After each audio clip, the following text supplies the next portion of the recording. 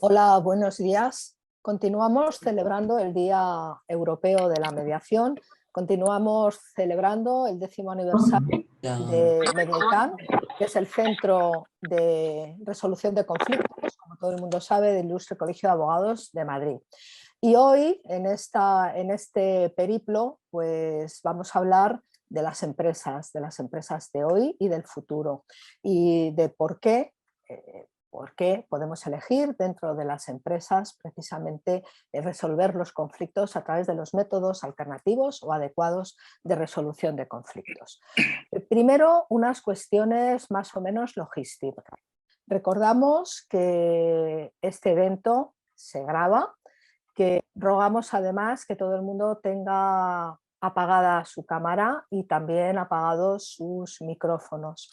Al final de la exposición del ponente, pues yo le trasladaré todas las preguntas que hayáis podido hacer a través del chat. Y bueno, pues a elección del ponente, si queda tiempo, pues se abrirán micrófonos o no al final, ¿verdad?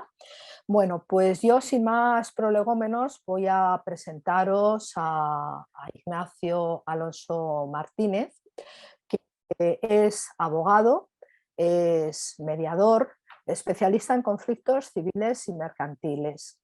También es mediador de Mediaicam, es árbitro de la Cámara de Arbitraje Suiza, es mediador internacional, profesor asociado de Derecho Mercantil de la Universidad Anónima y es ponente en diversos cursos de mediación, jornadas, congresos, etcétera. Entre ellos, bueno, pues el Centro de Resolución de Conflictos del Colegio de Abogados. Pues Ignacio, bienvenido, muchísimas gracias por estar aquí con todos nosotros y nada más, estamos deseando de escucharte. Muchísimas gracias, Amparo, y muchas gracias también a Mediaicam por volver a contar conmigo en una ponencia de estas características. Me gusta además el título que habéis elegido, Empresas de hoy y del futuro, la oportunidad de los MASC, métodos alternativos o adecuados para solucionar conflictos. Me gusta sobre todo por la palabra oportunidad y ya vamos a ir viendo por qué. Yo he añadido este subtítulo, ¿vale? ¿Por qué elegirlos para resolver conflictos? También para darnos una idea de por dónde quiero llevar un poco esta ponencia. He preparado estas diapositivas o este PowerPoint para ayudarnos sobre todo un poco en el seguimiento, ¿vale? El hablar a distancia sin teneros delante y sin que nos veamos y sin saber cómo reaccionamos y reaccionáis, pues es siempre un hándicap, una dificultad y que espero de alguna manera solucionarlo con esta presentación. Sí que me gustaría empezar diciendo que ya lo sabemos todos, pero presentar una demanda en un juzgado es una declaración formal de guerra. Repito, presentar una demanda en un juzgado es una declaración formal de guerra. No lo digo yo, o no lo digo solo yo, lo dice Pascual Ortuño, que es el magistrado presidente de la sección 12 de la Audiencia Provincial de Barcelona, en un libro que ha escrito, Justicia sin jueces, y que ya nos pone un poco, o nos debería poner un poco entredicho la forma de solucionar conflictos necesariamente acudiendo a estas declaraciones formales de guerra. Porque si presentar una demanda es una declaración formal de guerra, mi pregunta inmediata es, ¿pueden las empresas, pueden las sociedades en nuestro país permitirse una guerra cada vez que quieren solucionar un conflicto? Es decir, ¿podemos pensar que los conflictos se deben solucionar solo acudiendo ante un juez? Yo creo que la respuesta que tenemos todos en la cabeza es evidentemente no, ¿vale? No podemos pensar que solamente por medio de un juez vamos a solucionar un conflicto. Por lo tanto, que ya hablemos de otras formas, otros métodos alternativos para solucionar estos conflictos, parece una primera buena noticia. Esta expresión, métodos alternativos de solución de conflicto, MASC, ¿vale? Vamos a empezar simplemente enumerándolos un poco, ver a qué nos estamos refiriendo. Este MASC hace referencia justamente a los métodos adecuados para solucionar controversias. Son los que hasta ahora hemos denominado un poco en la jerga los ADR, por utilizar la expresión inglesa, Alternative Dispute Resolution, también en otros contextos considerados como SMARC, métodos adecuados o alternativos para resolver controversias o para resolver conflictos, ¿vale? Y también se alterna un poco, a mí me gusta mucho hablar, centrarme un poco o hacer una pausa en las palabras, porque yo creo que dicen mucho. También se habla de métodos adecuados para solucionar controversias o conflictos y también alternativos, porque nos dan una opción, alternativos entendiéndolos como una opción al sistema judicial o al sistema arbitral. A mí me gusta lo de alternativo, no solamente lo de adecuado, porque quiero pensar que los otros métodos, el método judicial o el método incluso arbitral, también son adecuados para solucionar controversias. No sé si todo el conflicto, pero sí para solucionar controversias. Esta expresión se introduce o se va a introducir en nuestro ordenamiento jurídico por un anteproyecto que tenemos sobre la mesa sobre eficiencia procesal, un anteproyecto de ley sobre eficiencia procesal, que quiere convertir estos métodos alternativos o adecuados como un requisito de procedibilidad en materias civiles y mercantiles. ¿Qué quiere esto decir? Ya habremos oído seguramente hablar de ello, que para cualquier procedimiento judicial que queramos iniciar en materia civil y mercantil, cualquier en términos bastante amplios, hay restricciones en determinadas materias, pero que no quiero entrar ahora, pero en líneas generales, cualquiera de los procedimientos civiles y mercantiles que iniciemos o que queramos iniciar, deberán previamente cumplir o haber pasado por estos métodos alternativos o adecuados para solucionar controversia. En palabras de este anteproyecto, lo que se pretende, una expresión quizás un poco cursi, en mi opinión, ¿no? Pero es dar al conflicto la oportunidad de pasar por el templo de la concordia. Me parece un poco cursi, aunque sí, quizás la segunda expresión que utiliza, ¿no? Obtener lo que denomina el anteproyecto una justicia deliberativa, no pensar que la justicia nos viene solo impuesta por un juez que decide cómo solucionar nuestro problema. Esta justicia deliberativa, esta forma de acceder a la justicia, no a algo que no es justicia, sino a la propia justicia, pero de forma deliberativa, es lo que pretende este anteproyecto de ley introducir en nuestro ordenamiento jurídico. Y decía al principio que me gusta hablar de oportunidad, porque a pesar de que va a haber un requisito o que se pretende que sea un requisito de procedibilidad y por lo tanto una exigencia previa para acceder a la vía jurisdiccional, me gusta el título que ha puesto el Mediaicam en esta ponencia, porque habla de oportunidad. Si se nos va a obligar a utilizar estos medios, si podéis cerrar los micrófonos. En este caso... No sé, gracias. Decía que si se nos va a obligar de alguna forma, perdonad que se me ha ido aquí, se nos va a obligar de alguna forma a seguir estos métodos como requisito previo para poder presentar una demanda, digámoslo claramente, verlos como una oportunidad es ya un avance. ¿Me van a obligar? Sí, va a ser necesario, sí.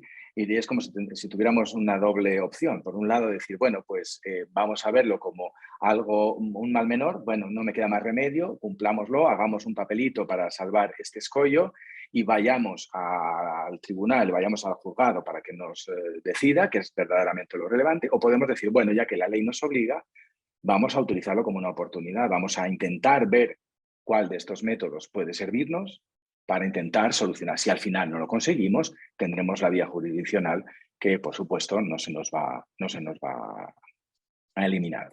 ¿Cuáles son justamente estos métodos o los más relevantes que prevé la normativa? Son estos que enumero aquí, que explico muy brevemente antes de pasar a lo siguiente. La mediación, ya un poco la conocemos, es ese método por el cual las partes van a llegar por sí mismas a un acuerdo con la ayuda de un mediador, un profesional independiente, neutral, que no les da una solución, no les impone nada, simplemente les ayuda en esa labor de negociación, de acercamiento, de encontrar una solución que ambos satisfagan. La conciliación que introduce también, la conciliación privada que introduce este anteproyecto, viene a ser una especie, por entendernos, de mediación en la que el conciliador, sin embargo, también un profesional independiente, neutral, en la que el conciliador puede proponer a las partes algún tipo de solución porque conoce la materia y les puede orientar en la posibilidad, en la solución que pueden encontrar para su conflicto. También el anteproyecto regula o menciona la opinión neutral de un experto independiente. Las partes pueden elegir, ponerse de acuerdo para elegir un experto que les dé una opinión independiente, alguien no vinculado al conflicto, pero que sí les pueda decir cómo lo ve él desde su condición de experto. Opinión que no será vinculante para las partes, es decir, las partes pueden luego seguir o no esta opinión, pero les da ya una cierta idea de por dónde pueden ir los tiros desde la perspectiva de alguien experto, independiente y ajeno, digamos, a su relación. No es un perito que ellos hayan elegido, es un experto en el que ellos se han puesto de acuerdo para ver cuál es su opinión. Otra de las posibilidades de estos posibles métodos para solucionar alternativamente los conflictos es la oferta vinculante confidencial. Una de las partes decide realizar una oferta a la otra parte de cuál es lo que esa parte estaría dispuesta a ofrecer, a admitir, cómo soluciona el problema, que es confidencial y que tampoco es vinculante para la otra parte, pero en el momento en el que se acepta sí que vincula a ambas. Y si la parte destinataria de esta oferta vinculante no la aceptara, podría tener consecuencias después en las costas del procedimiento judicial. Si se viera que lo que se ofreció y lo que al final decide el juez es muy similar, el juez podría tenerlo en cuenta para la condena en costas procedente. Y por último, y de forma muy genérica, la negociación, no solamente entre las partes que negocian de la forma tradicional que hemos venido siempre haciendo, se negocian los asuntos, y también los abogados, negociación entre abogados para intentar de nuevo solucionar el conflicto existente. De entre todos ellos, la mediación es el método alternativo o adecuado para solucionar los conflictos que tenemos más regulado hoy ya en España, como sabéis. Tenemos la directiva del 2008 sobre ciertos aspectos en mediación civil y mercantil. Tenemos desde el 2012 la ley de mediación en asuntos civiles y mercantiles que incorpora al derecho español la anterior directiva. Es cierto que la directiva estaba más centrada en la mediación transfronteriza, es decir, la mediación que podía dar respuesta a los conflictos entre partes con domicilio en distintos Estados miembros, pero también es cierto que la ley española no solamente incorpora la directiva, por lo tanto es válida para esos acuerdos transfronterizos, sino que también es válida para los conflictos internos. Cuando dos sociedades tienen un conflicto y deciden utilizar la mediación, lo podrán hacer conforme a las normas de esta ley. Y por último también tenemos un Real Decreto del año 2013 que desarrolla la anterior ley en cuestiones pues, como por ejemplo el Estatuto del Mediador fundamentalmente. Bien, ¿qué supone tener toda esta regulación de la mediación? Pues primero una armonización a nivel de la Unión Europea.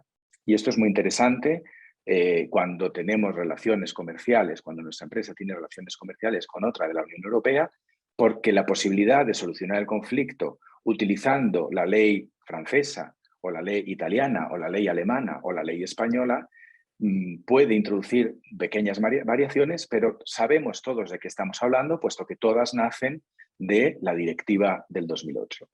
Si ya tenemos esa posibilidad armonizada, a la hora de proponer la mediación como un método para solucionar el conflicto, a la otra parte, a nuestra contraparte alemana, a nuestra contraparte belga, hablar de mediación, estaremos hablando de lo mismo, de prácticamente lo mismo. Tener una norma como la que tenemos supone además que tenemos regulado el procedimiento y las características de la mediación. Sabemos que va a haber una sesión informativa, sabemos que va a haber un acta constitutiva, sabemos que hay un procedimiento regulado, ¿vale? Y que por lo tanto nos da una cierta seguridad de qué es la mediación. Sabemos que la mediación será voluntaria, sabemos que será confidencial, que el mediador será neutral, etc. ¿Vale? Además, tendremos regulado el estatuto del mediador. ¿Quién es el mediador? ¿Cuáles son los requisitos para poder ser mediador? ¿Qué formación previa o sucesiva necesitará este mediador? El registro, la posibilidad de registro de los mediadores en el registro del Ministerio de Justicia. ¿Cómo se regulan las instituciones de mediación? Un seguro de responsabilidad civil obligatorio, etc. Ya tenemos lo que nos da una regulación propia de una institución como la mediación. Nos da también pistas sobre la eficacia de los acuerdos a los que podemos llegar, es decir, el hecho de que sigamos un procedimiento de mediación y podamos llegar finalmente a un acuerdo. La norma nos explica cuál es la eficacia de ese acuerdo de mediación, la posibilidad además de su homologación judicial o la fuerza ejecutiva de ese acuerdo mediante una escritura pública y el reconocimiento que pueda tener también en instancias de la Unión Europea. Bien, todo esto, como digo, desde el punto de vista de la mediación. Pero vamos a intentar dar un paso más y vamos a hablar un poco de la oportunidad de estos métodos alternativos con unos ejemplos. No he querido hacer un listado de todas las maravillas y ventajas de los métodos, ¿vale? Para no aburrirnos, sino intentar ver a partir de ejemplos cómo estos métodos pueden funcionar realmente. Y lo voy a hacer un poco al revés, es decir, he elegido unos casos basados, como he puesto aquí, en hechos reales, es decir, como en las pelis, ¿no? No sé dónde leí que las películas que ponían en sus créditos al principio, que está basado en hechos reales, tenían más éxito. Bueno, pues inspirado un poco en esto, mis ejemplos están basados en hechos reales. Es decir, son procedimientos judiciales reales que han existido y que os voy a explicar para ver cómo, aunque una parte ganó, ¿vale? O no le fue muy mal, incluso para esa parte que ganó, la utilización de los métodos alternativos habría sido una buena opción. ¿Y por qué quiero resaltar esto? Porque a veces tengo la sensación de que se perciben estos métodos o se percibe la negociación, la mediación, la conciliación como un mal menor. Es decir, no tengo muy clara mi posición jurídica, no tengo muy claro que voy a ganar en los tribunales, por lo tanto voy a ofrecer la mediación, voy a estar dispuesto a negociar, porque si lo tuviera muy claro, no tengo dudas que iría ante el juez. Bueno, pues vamos a ver cómo, en mi opinión, también en los supuestos en los que se gana un procedimiento judicial, y aquí los ejemplos que os voy a poner, hay una clara victoria, en mi opinión, la parte que ganó habría tenido también muy buenas razones para acudir a la mediación o para acudir a un método alternativo para solucionar el conflicto en el que se vio inmersa. Y veremos también qué es lo que podría haber ocurrido. Aquí, lógicamente, hacemos una hipótesis, ¿vale? Un poco de ciencia ficción, si queréis, en un procedimiento. Vemos cómo sí ganó en el procedimiento judicial, o no le fue muy mal en el procedimiento judicial, pero, bueno, imaginemos qué podía haberse conseguido en un procedimiento alternativo. Y para eso voy a hacer 3 ejemplos. 2 de ellos los he elegido con un componente internacional para que veamos también cómo en las relaciones internacionales en países de la Unión Europea tienen las ventajas o pueden tener ventajas también el uso de la mediación o de los métodos alternativos, y un tercero con varias partes. Veremos, el primero de ellos es un contrato de agencia en el que una sociedad española vende productos en Francia a través de un agente. El segundo son unos contratos de distribución. Una sociedad italiana nombró a unos revendedores en España y tuvo unos líos que ahora comentaremos. Y el tercero es un supuesto de responsabilidad civil profesional. Una sociedad española con un letrado y un despacho españoles y una compañía de seguros que se vieron envueltos, todos ellos en un conflicto.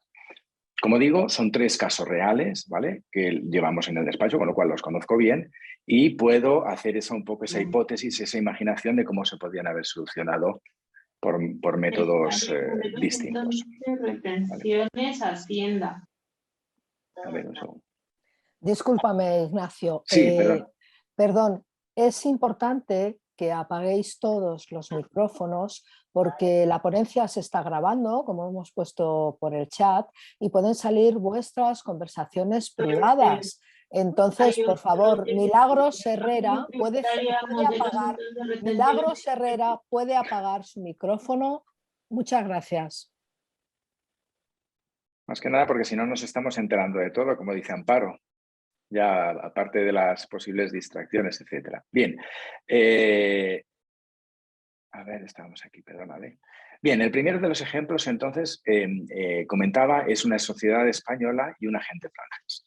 Aquí tenemos un agente francés, ¿vale?, y una sociedad española que vendía sus productos en Francia gracias a este agente francés. El agente francés buscaba en Francia clientes a los que vender productos de la sociedad española.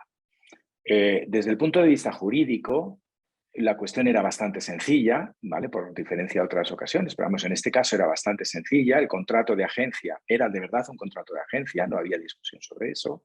Estaba sometido al derecho español sin ningún problema y claramente, y el juez competente era el juez español en el caso de conflictos, ¿vale? No había ningún problema en ese caso. ¿Qué ocurre? Que ese contrato de agencia se resolvió, ¿vale? Porque la sociedad española consideró que el agente francés había incumplido el contrato. Le imputó pues, que no había realizado bien su actividad, que no había asistido a ferias, que no había aumentado las ventas, etc. Muy típico en los contratos de agencia. El agente francés, lógicamente, se sintió en una situación bueno, pues de encontrarse en la calle de un día para otro e hizo sus cálculos de cuánto, según su propia mentalidad de agente francés, habría tenido derecho de indemnización o de compensación por esa ruptura del contrato que él consideraba injusto. Su cálculo inicial fueron 300.000 euros. Él consideró que tendría derecho a 300.000 euros por la ruptura de este contrato de forma irregular. A partir de ahí vino al despacho, nosotros le explicamos que el derecho español del contrato de agencia es parecido al derecho francés porque hay también una directiva, pero no es exacto, no es lo mismo. Por lo tanto, las indemnizaciones podían no ser iguales. En Francia hay una indemnización distinta o una forma de cálculo distinta a la española, pero él se quedó más o menos satisfecho y nosotros nos quedamos con esta cifra de 300.000 euros.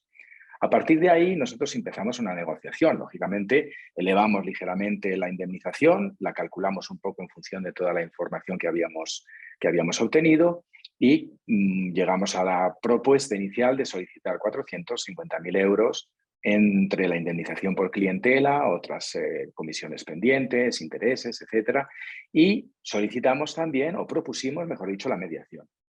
Para mi sorpresa inicial, el abogado de la sociedad española no le pareció mal. Me llamó la atención que me dijera, vale, una mediación puede funcionar o puede ir bien, pero no un arbitraje, me dijo como muy nervioso. Dije, bueno, pues vamos a intentar una mediación. ¿Qué ocurrió? Que esto al final no fue posible tampoco, su cliente no lo aceptó y por lo tanto ni la negociación, ni el importe que nosotros habíamos dado, ni la propuesta de mediación había sido posible. Fueron posibles.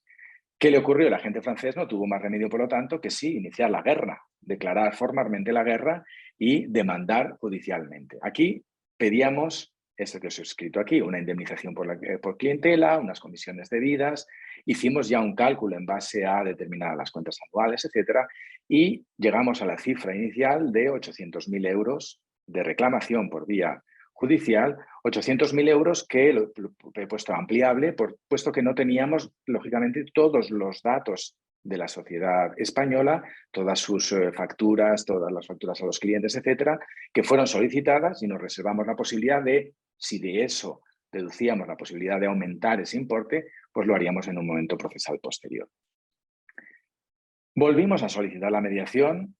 Veréis que en estos ejemplos he sido muy pesado y esto no es broma, he sido bastante pesado en estos casos que os cuento, no porque imaginara que iba a dar algún día una ponencia sobre los métodos alternativos, sino porque soy firme creyente en la mediación como posibilidad de solucionarlos, en la negociación, en el hablar más que en el imponer, y por lo tanto volvimos a solicitar una mediación. Es verdad ya que con la guerra iniciada, pero también en la confianza de que viendo los argumentos, de que viendo que el importe aumentaba, pues se avinieran a poder solucionarlo incluso por una cantidad menor mediante la mediación. Obviamente la mediación también fue rechazada en este momento, con lo cual ya no nos quedó más remedio que esperar.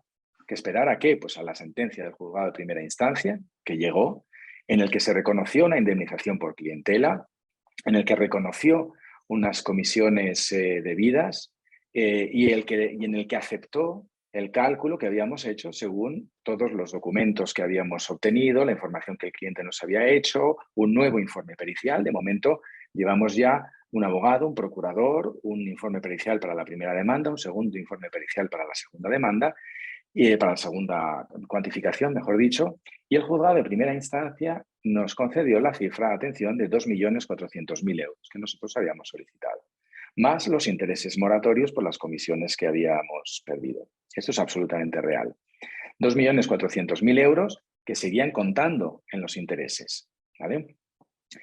¿Cuál fue la reacción de mi cliente? Esto es muy curioso porque, lógicamente, mi cliente, claro, recordemos que él quería o que él había estimado en 300.000, que habíamos iniciado en 450.000, que le parecía razonable para poder bajar un poco y llegar a este importe, que habíamos ya marcado en 800.000 euros, también como estrategia procesal, es decir, y que el juzgado de primera instancia ya sentenció en 2.400.000 euros.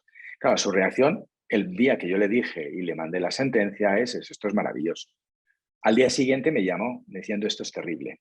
Esto es terrible porque el agente llevaba trabajando con esta empresa, él y su familia, todo empezó con su padre, y los padres de los actuales dueños de la sociedad española llevaban más de 40 años trabajando juntos.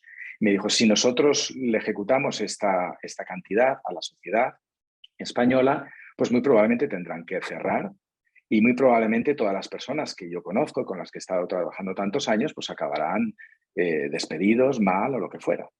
¿Vale? Con lo cual, el cambio fue de un día para otro, no dejó pasar ni una semana, del qué bien al esto puede ser terrible.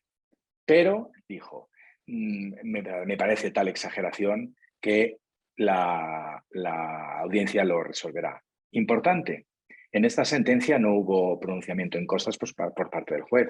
No nos concedió las costas porque si hubo una pequeñísima cantidad, pues de estos 2,5 millones, no sé si eran 20.000 euros, que no reconoció. Y por lo tanto, como no había un vencimiento total, no nos había concedido el total de nuestras pretensiones, pues no hubo una condena en costas. Esto es interesante también porque fijaos, fijaos los importes, en lo que reconoció el juzgado de primera instancia, pues era prácticamente el 95%, por no decirlo así, por no decir que más, de lo que nosotros solicitábamos. Y puesto que hay en nuestro derecho hay el principio del vencimiento objetivo, si no ganas, no te conceden las costas. No es como en otros países que dices, hombre, no hemos ganado, pero es que nos han dado el 95%. Reconóceme al menos el 95% de las costas. Bueno, pues no hubo esa posibilidad, aunque, lógicamente, nosotros la peleamos en apelación, pero bueno, eso es otra historia. Bien, entonces estamos en esta situación del juzgado de primera instancia que nos ha concedido esta barbaridad con los intereses moratorios. Lógicamente, ¿qué pasó? Pues fuimos a la audiencia provincial, ¿vale? Ellos, los contrarios, porque era una auténtica barbaridad, y nosotros, pues ya que estábamos, si no recuerdo mal, pues ya pues para decir, oiga, reconózcame también esa pequeña cantidad que no me la ha reconocido y en todo caso, reconózcame las costas, ¿vale? La audiencia provincial confirmó el 95% de lo que habíamos solicitado, hizo otro pequeño ajuste. Yo creo que porque les da miedo a los jueces el reconocer importes de costas tan gordos, pero bueno, cierro paréntesis, y nos encontrábamos ya entre intereses en unos 3 millones de euros, ¿vale? Esos 2.400.000 aproximadamente, con los intereses moratorios de la ley contra la morosidad, que estamos hablando de un 8% anual, de ahí que subir a tanto, y por lo tanto estamos en 3 millones de euros aproximadamente. Esto, lógicamente, y sin costas, de nuevo, ya os lo he dicho, ¿vale? Esto, lógicamente, ¿qué ocurrió? Que nos abocaba a una imposibilidad de cobro. 3 millones de euros en una sociedad española imbuida en un proceso de reestructuración empresarial, en el que tenía concedidos 3 préstamos con 3 entidades bancarias distintas, no recuerdo los importes, pero por importes muy cuantiosos, que se encontraba con una condena ya en la audiencia provincial en la que los hechos se habían constatado de forma muy clara, con lo cual la posibilidad de un eventual recurso ante el Supremo era muy lejana, aunque sí para dilatarlo, pero bueno, muy lejana, nos llevó a que la sociedad solicitó la declaración previa de concurso y amenazaba con iniciar un procedimiento concursal si nosotros exigíamos la totalidad del importe. Lógicamente, mi cliente, los 3 millones le parecía igualmente una barbaridad, no daba crédito a que esto hubiera sido reconocido por 2 tribunales españoles y, por lo tanto, nos colocó en una situación de ver qué hacíamos. Abocábamos a nuestro cliente a formar parte de un concurso en el que, bueno, no se sabe cuándo, cobraría no se sabe cuánto, o qué pasaba. ¿Vale? Aquí, lógicamente, empezamos una negociación para intentar ver, bueno, qué podíamos hacer, qué podíamos obtener, qué podíamos renunciar, etc. Negociación que al final llegó a un acuerdo. ¿Vale? Os evito un poco los detalles pero al final conseguimos un acuerdo, sobre todo un acuerdo porque en la sociedad española el patriarca, por así decirlo, un hombre ya de 80 y bastantes años, que aún y con todo pues seguía teniendo a la empresa en la cabeza, pegó un golpe en la mesa y dijo: si a este agente nos han condenado a 3 millones, hay que pagarles al menos una cantidad bastante relevante, yo pongo de mi bolsillo este importe, nos ajustamos entre todos y esto hay que terminarlo, ¿vale?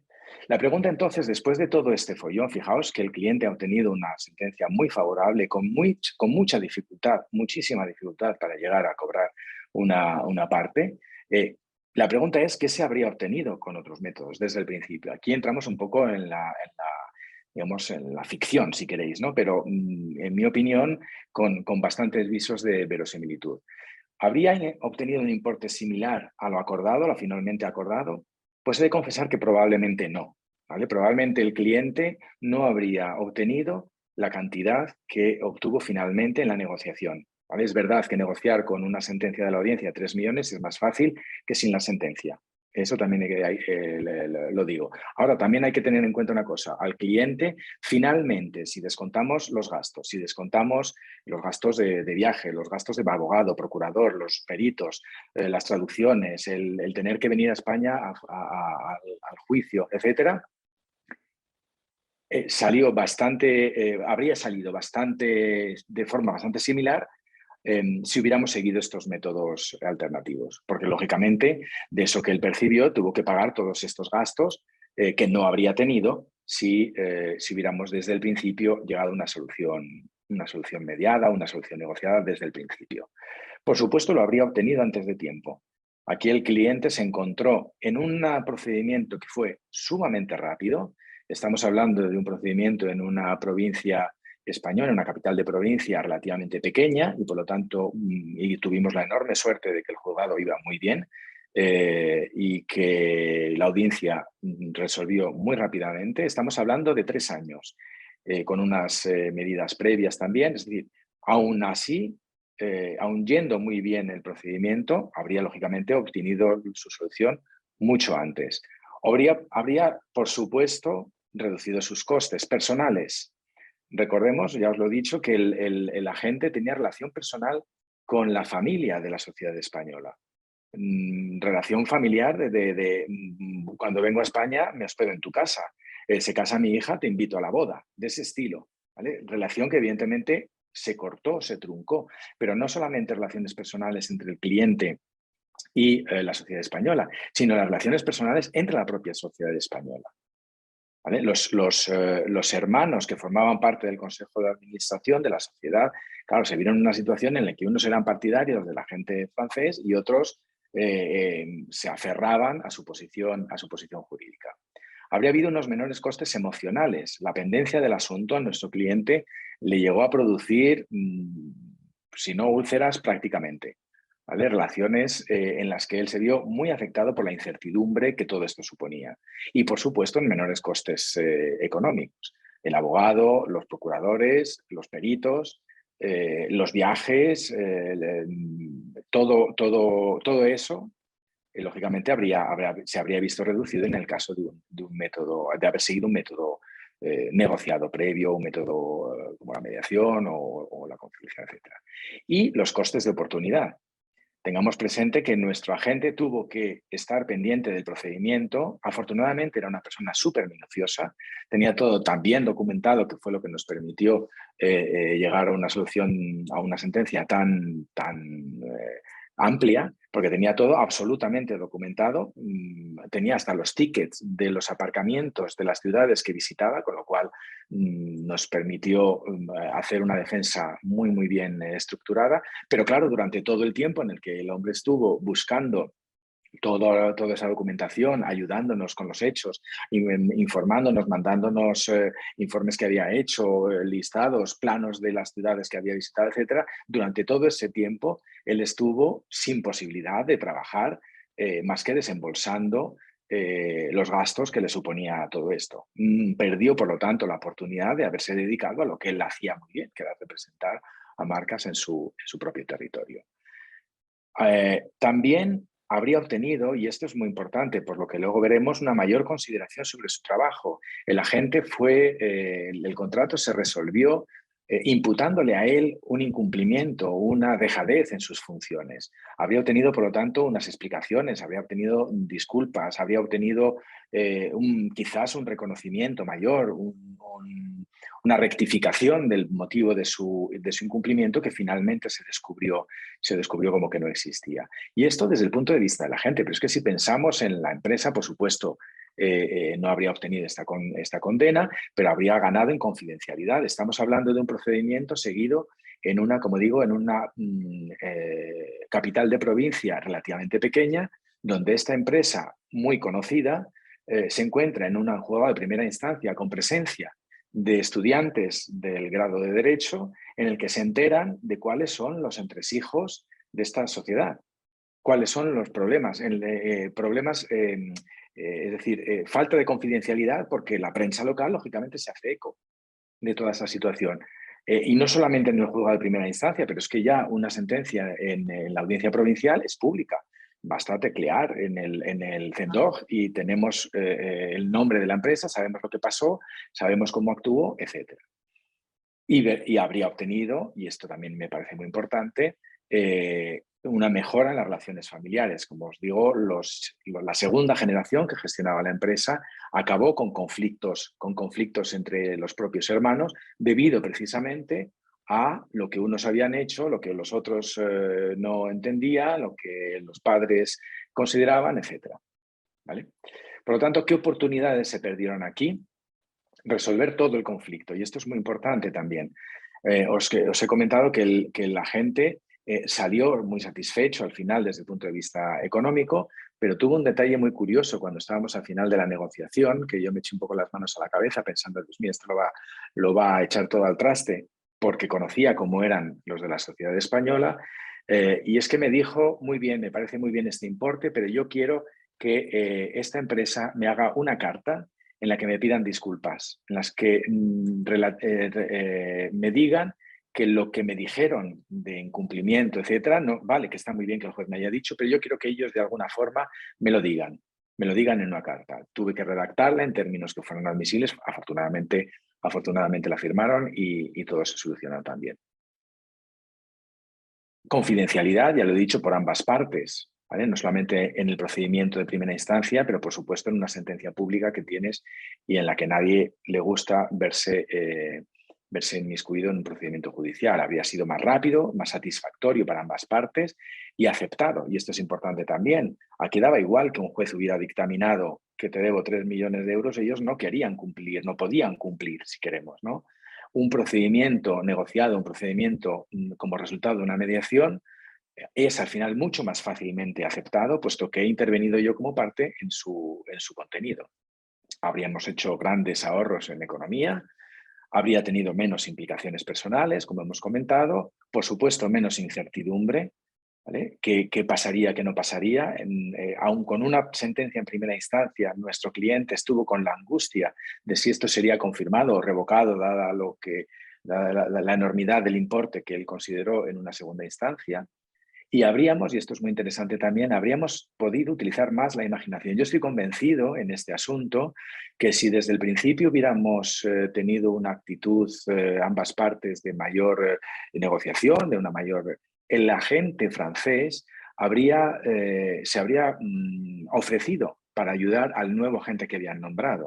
Se habría ofrecido para presentarlo ante todos sus clientes, para hacer una transición mucho más fluida, para haberle indicado los puntos fuertes, los nuevos productos que podían introducirse en el mercado o cómo estaba la situación. Es decir, habríamos podido dar una oportunidad más a que las partes sí llegaran a un acuerdo en cuanto a lo económico, sí llegaran a un acuerdo en cuanto a solucionar todo el conflicto, pero de una manera incluso más beneficiosa desde este punto de vista. Por lo tanto, desde mi punto de vista, se perdieron un montón de oportunidades que con un método alternativo, desde el principio, bien analizada la situación, se podían haber aprovechado. De nuevo, las oportunidades. Veamos estos métodos como una oportunidad y no simplemente como un requisito de procedibilidad que nos va a imponer esta nueva ley. El segundo de los ejemplos que quiero presentaros para abordar otros temas, otros aspectos, es el de una sociedad italiana que distribuye en España, ¿vale? Aquí tenemos una sociedad de moda italiana que tenía nombrado un agente español. Perdonad que estos ejemplos sean todos de agencia y distribución, pero es que es en el campo en el que yo me muevo. Entonces, pues como son asuntos verdaderos, pues no he querido inventarme alguno que pudiera resultar extraño. Aquí tengo los datos como para poderos explicar bien lo que veo al respecto.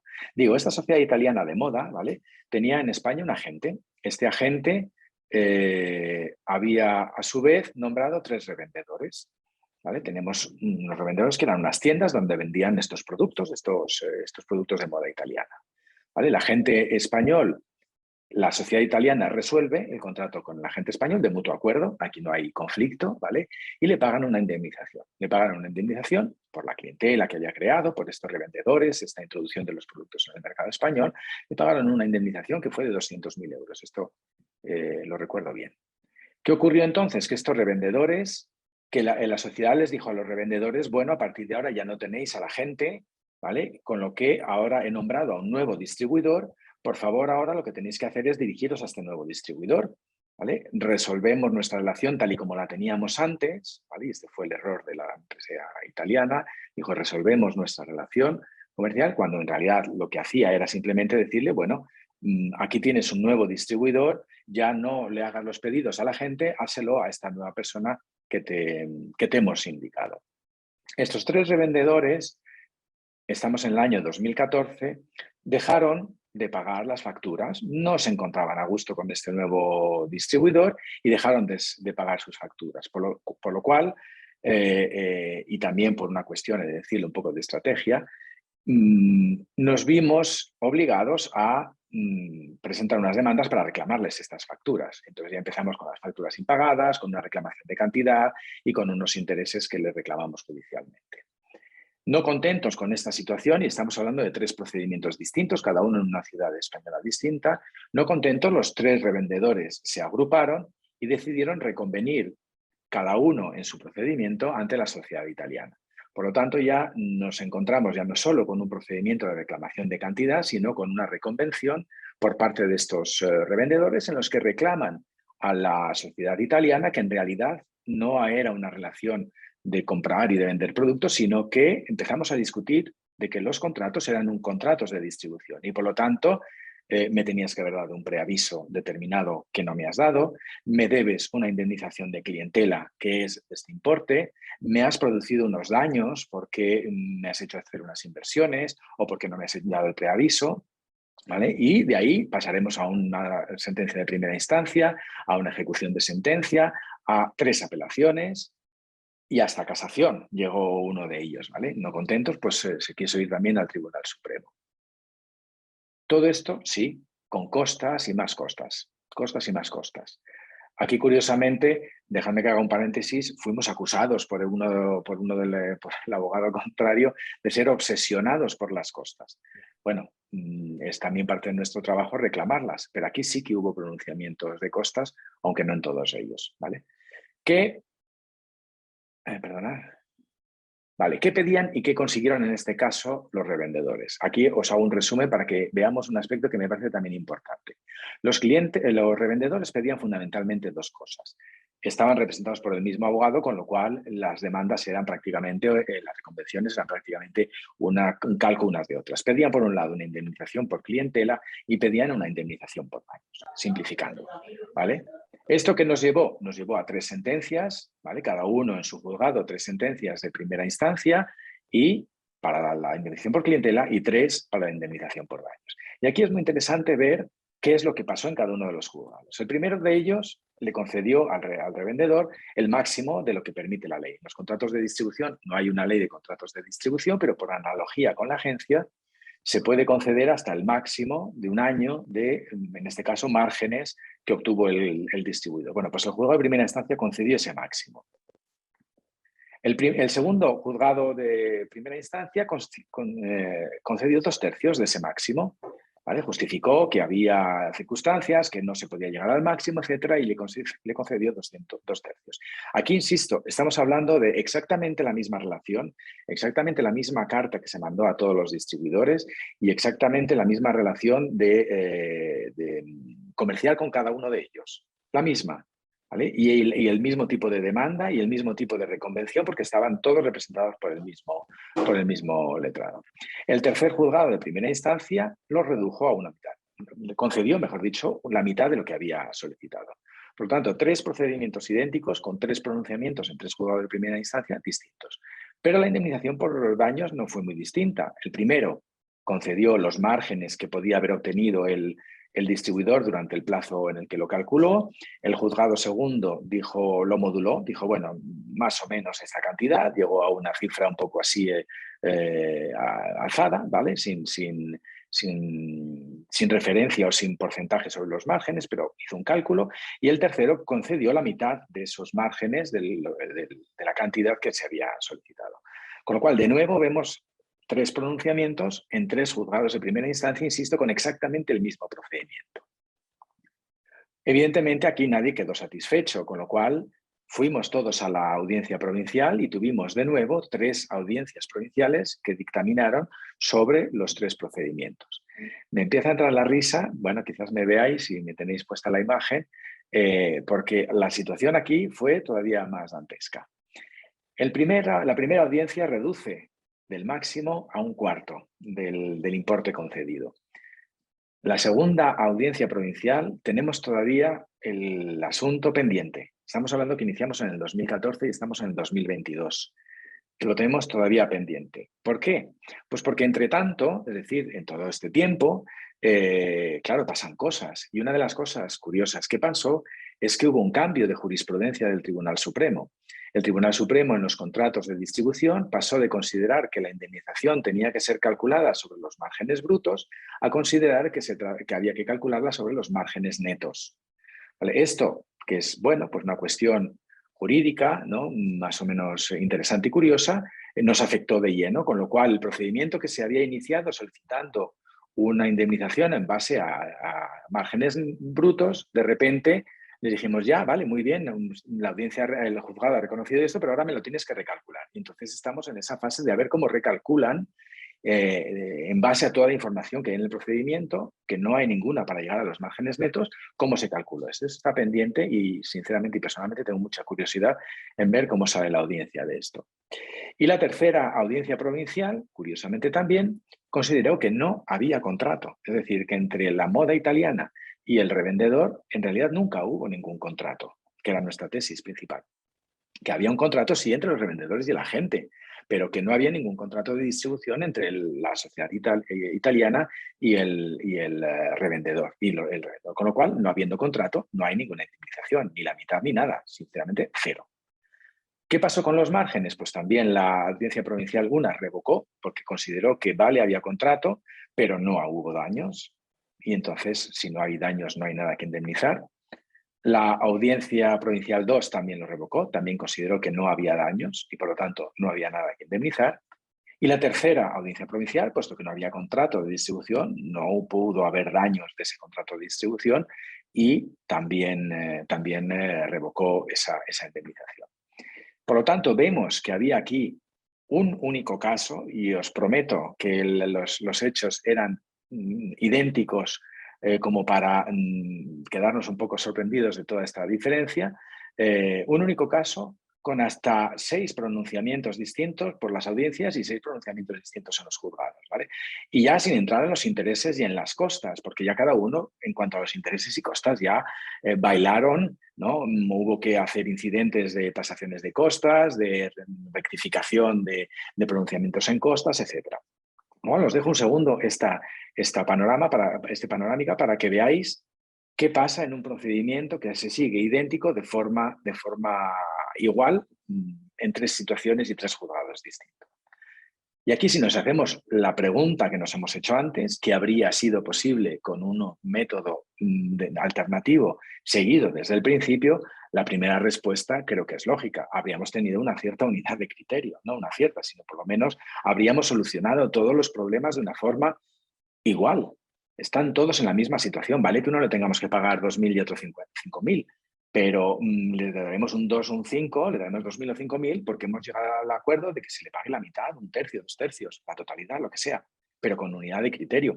No os cuento nada de las reacciones de nuestro cliente a esta situación. ¿Cómo es posible que lo mismo en 3 tribunales distintos y en 3 audiencias distintas, 3 juzgados y 3 audiencias, den resultados tan dispares? Por lo tanto, unidad de criterio. Habríamos evitado también los cambios jurisprudenciales, ¿vale? Que no somos ajenos, y aquí el cambio fue muy relevante, como ya os he explicado, ¿vale? Hubo un cambio jurisprudencial en el que, lógicamente, a la hora de pronunciarse el Tribunal Superior, la audiencia, pues tiene que tenerlo en cuenta. O puede tenerlo en cuenta o tiene que tenerlo en cuenta. Habríamos evitado ese cambio jurisprudencial que ha supuesto que en el 2022 sigamos con un procedimiento del 2014 todavía pendiente. Habíamos controlado todo el proceso. Aquí estamos hablando de juzgados de 3 ciudades distintas, distantes entre ellas, distintas y distantes, y por lo tanto cada juez y cada audiencia con sus peculiaridades, con sus manías o costumbres o usos, ¿vale? Y por lo tanto teniéndonos que adaptar a lo que cada juzgado nos imponía. Habríamos ahorrado tiempo, sin duda, ¿vale? No solamente, por supuesto, en el caso que sigue pendiente, pero incluso nosotros. Habríamos de nuevo ahorrado dinero, oportunidad, habríamos ganado en eficiencia. Aquí el tema de la oportunidad es interesante porque, claro, nuestro cliente que ha obtenido una situación favorable, al final ha tenido que invertir recursos en seguir el procedimiento que se habría ahorrado, recursos que no han sido pocos. Estamos hablando de una multinacional que estaba, o que se vio, claro, el periodo es tan grande, que se vio inmerso en un proceso de reestructuración, de absorción por otra empresa, de cambios dentro del propio organigrama de la empresa, con lo cual hemos tenido que explicar el caso y la situación a, yo ya no me acuerdo cuántos, directores comerciales, directores generales, subalternos, etcétera, para explicarles que había un caso en España, que había 3, en el que...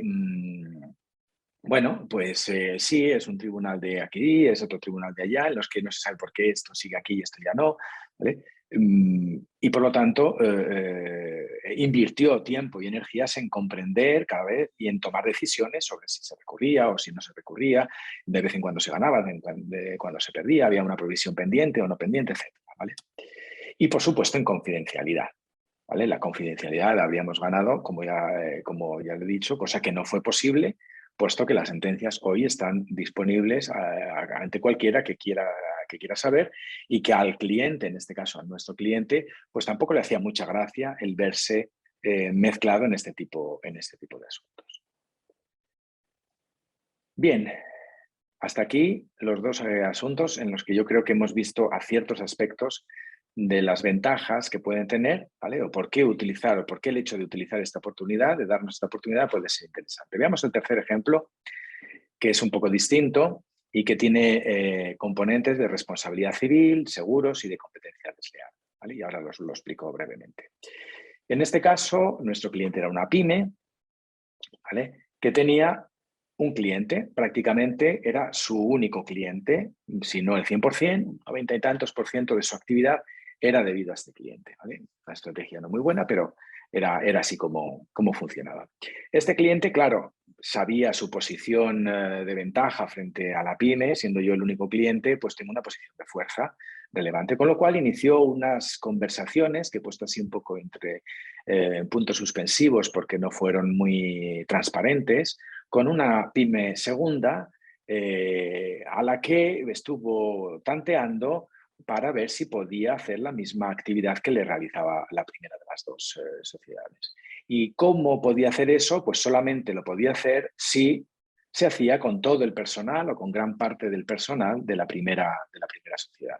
La actividad que realizaba, que llevaba a cabo, eran labores de ingeniería muy, muy especializada.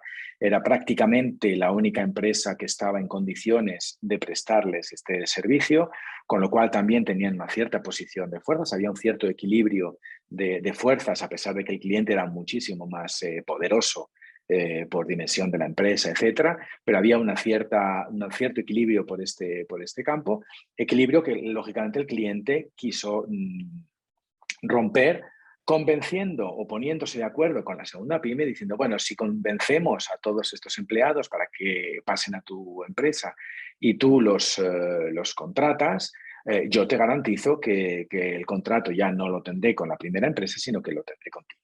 Y así fue. La empresa, la Pyme 2, se hizo con este cliente que desapareció de la esfera de la primera empresa. Lógicamente, sin este cliente, sin los trabajadores, los pocos que le quedaban, fundamentalmente de labores administrativas, quizás más sustituibles que los que habían cambiado de empresa, la primera de las dos pymes se vio abocada a la desaparición. Caída total de ventas, mientras que la segunda empresa aumentaba su posición en el mercado, abocada a la liquidación de la empresa.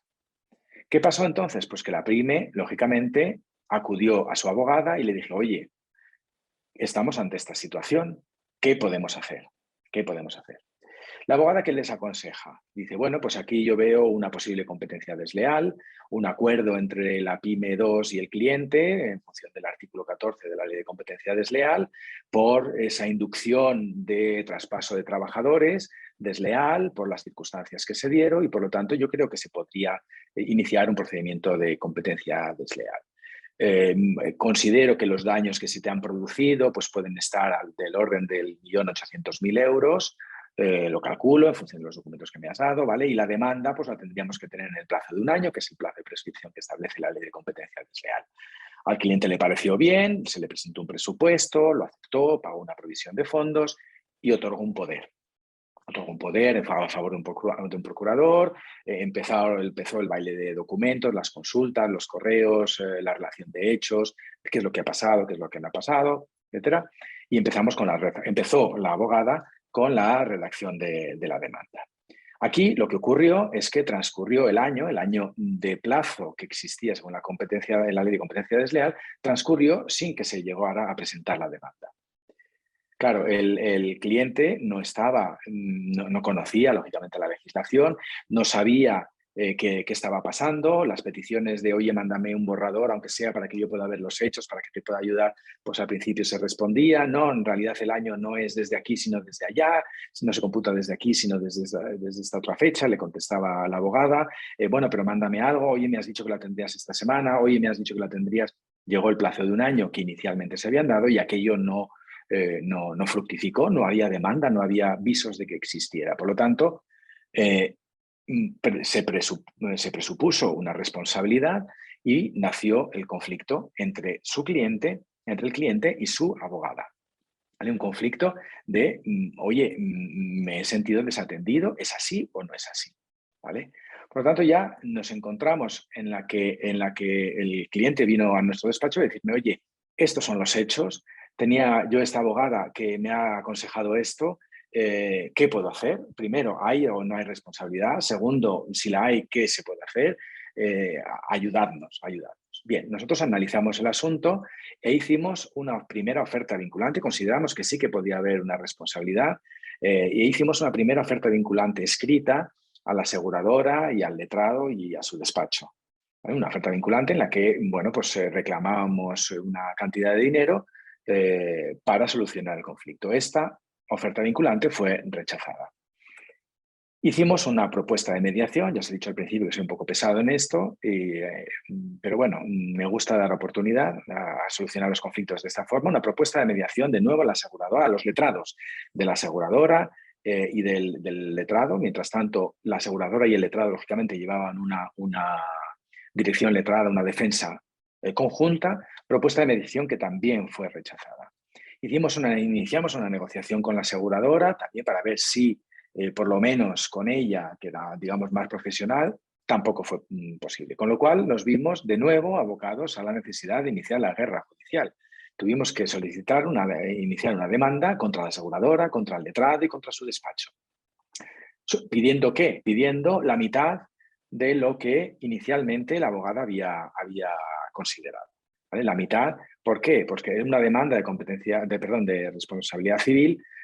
Quienes las hayáis llevado tienen la complejidad, como en un caso como este, que de alguna manera hay que justificar bien por qué surge esa responsabilidad civil. Es decir, que había posibilidad de un procedimiento y que ese procedimiento tenía visos de ganarse ¿vale? Y cuantificar cuánto se podría haber ganado, con lo cual tiene la doble complejidad de iniciar un procedimiento dentro del procedimiento, si queréis.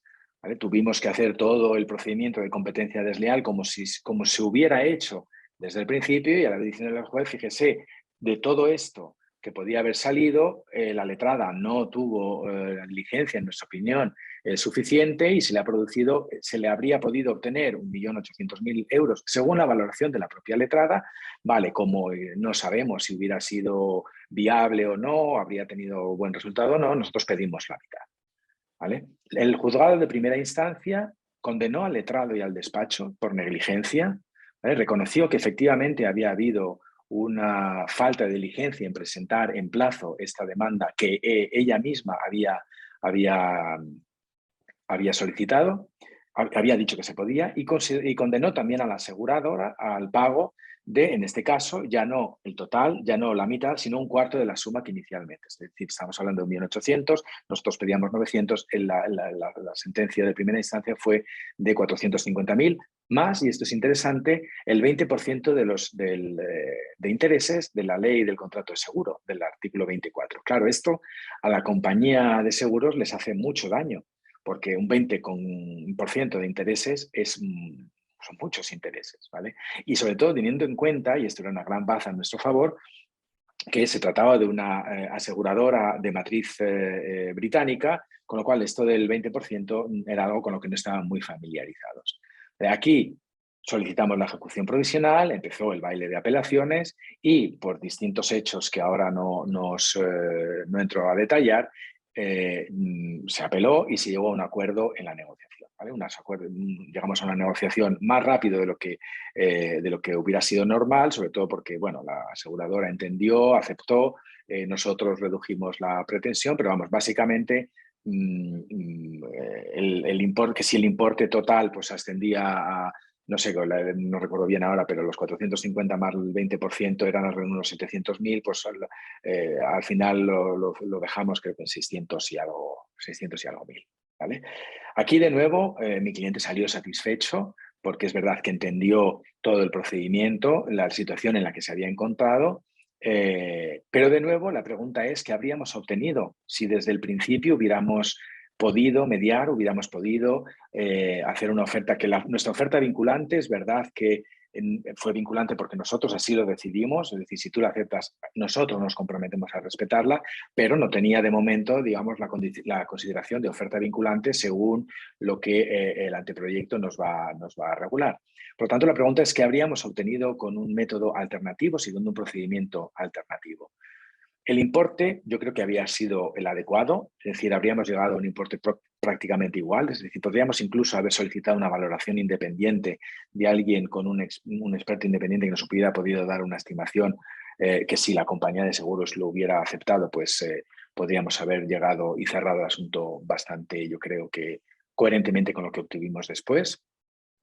Nuestro cliente habría obtenido una cierta tranquilidad o explicaciones del letrado y del despacho por saber qué ocurrió. Nuestro cliente al principio, sobre todo, estaba totalmente desorientado, no sabía por qué pasó lo que pasó. Además, aquí se dio la circunstancia de que el despacho en concreto había sido elegido por el director comercial de la PYME, puesto que un amigo suyo, un gran amigo suyo, era uno de los socios que no se dedicaba al área mercantil, con lo cual se lo había cedido al final a la letrada que llevó todo el procedimiento, pero claro, la situación tuvo que demandar al despacho de su amigo, con lo cual las relaciones personales se dieron bastante mermadas.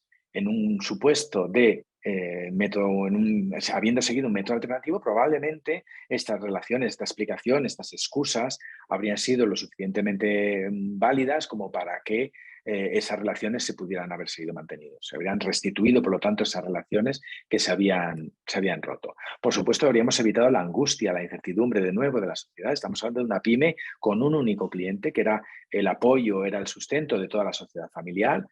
Había sido fundada por el padre del actual director comercial, que era el ingeniero que la fundó y que la puso en marcha. La madre realizaba labores de asistencia y de contabilidad. El hijo era el director comercial. Su mujer era ingeniera que trabajaba. Es decir, toda la empresa dependía de las actividades que realizaba esta sociedad, ¿vale? Y por supuesto con mayor rapidez, ¿vale? Esto ya lo hemos dicho, mayor rapidez en la obtención de un resultado por parte de la empresa. Pero es que el letrado y el despacho, claro, aquí ya ¿cómo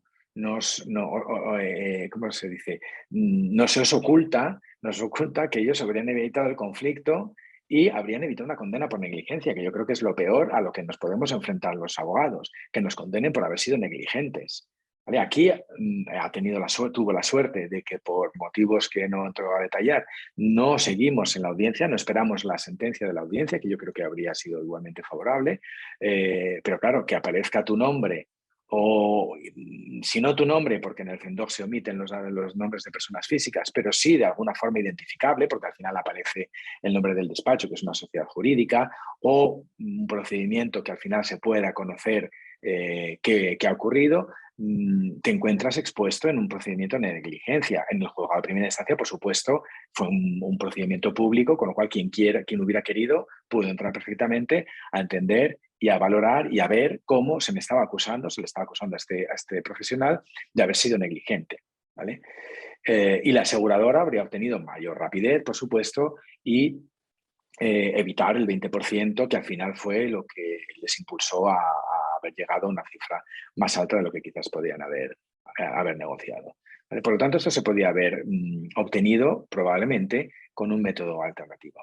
Pero quiero hacer aquí un inciso y son las dificultades que en un caso como este habría tenido también, no os oculto, un método alternativo. Y son las dificultades derivadas precisamente de la existencia de una compañía de seguros en todo este procedimiento. No tengo nada contra ellas, contra las compañías de seguro, pero sí que me parece que es algo que hay que considerar pues a la hora de enfrentarse a un supuesto parecido a este. En primer lugar, al asegurado está obligado por la ley de contrato de seguros a prestar la colaboración necesaria en el procedimiento judicial. ¿Vale? Y el asegurador es quien dirige el procedimiento, según el artículo 72.2 de la ley de contrato de seguro. Claro, aquí ¿cuál es el interés que tiene o cómo se mueve la aseguradora? La aseguradora se mueve por sus propias estadísticas y necesita normalmente que un juez le imponga.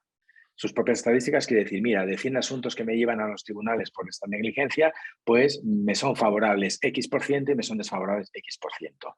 ¿Vale? Las cuentas del año pasado me ofrecen esto, con lo cual yo puedo provisionar, con lo cual yo me arriesgo, con lo cual, bueno, pues al final juego en la baza de que un juez me decida. Mis abogados son buenos, son expertos, son muy renombrados, con lo cual me juego esa baza y además a mí si no me lo dice un juez, yo no quiero negociar, puesto que si no me veo cada vez inmersa en procesos de negociación y no quiero dar esa sensación. Yo quiero que sea el juez quien decide. El letrado, por un lado, dice, bueno, pues por un lado tengo mi seguro, ¿vale? Que me va a cubrir, con lo tanto, bueno, pues sí, prestaré la colaboración a la que me obliga la ley. Pero fijaos que entre ellos se da un conflicto, en mi opinión, un conflicto de intereses interno muy importante, porque el letrado y la aseguradora no comparten intereses en un procedimiento como este. La aseguradora le importa el dinero y a los profesionales sí les importa el dinero, pero también su prestigio.